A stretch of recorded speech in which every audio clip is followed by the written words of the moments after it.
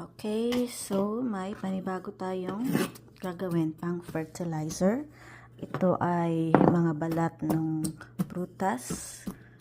Ng akong ginamit na mga prutas for smoothie at saka yung mga balat ng gulay or yung mga parts ng gulay na itatapon na. Ayan. Ang ginawa ko, usually ginagawa ko niyan, biniblender ko tapos ilalagay ko sa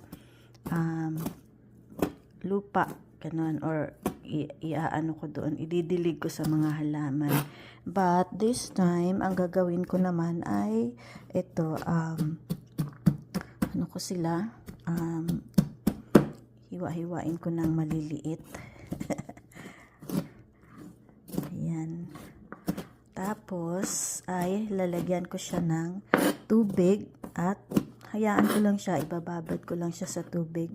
Then, ito na rin yung gagamitin ko na pangdilig sa mga halaman ko sa paso. Ayan, kasi, sabi nila ay hindi daw maganda na diligan yung halaman sa paso ng tubig galing sa gripo. So, ang ginagawa ko usually, except doon sa mga malalaking halaman ko na kumbaga, hindi na basta-basta na masisira. Ang ginagawa, pwede ko naman siyang diligan ng galing sa gripo. But yung mga halaman ko na medyo sensitive ay naalagaan ko talaga yan. Yun nga yung ginagamit ko, yung hugas bigas, yung mga dinidilig ko, at saka yung ginagamit ko talaga na water ay yung filtered water, kasi meron kaming sa gripo namin ay may pang filter kami, so filtered water namin, ganon. So yun ang nilalagay ko talaga, yun ang dinidilig ko sa mga paso na medyo kailangan na alagaan pa yung mga tanim. Ayan. So, ito, lalagay ko yan dyan.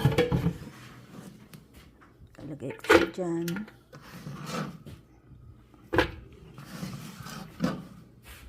And,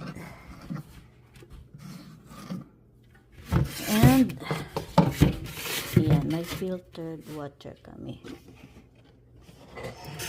So, ayan, ibababad ko yan. Tapos, yan na yung pandilig ko bukas sa aking paso. Ayan. Thank you for watching. O, diba? Ayan, nakita nyo yung kumakatas na yung ating mga balat ng prutas, mga vegetables. Ayan. Yung lumalabas na yung katas. So, ayan. Maganda na yan pandilig natin sa ating halaman.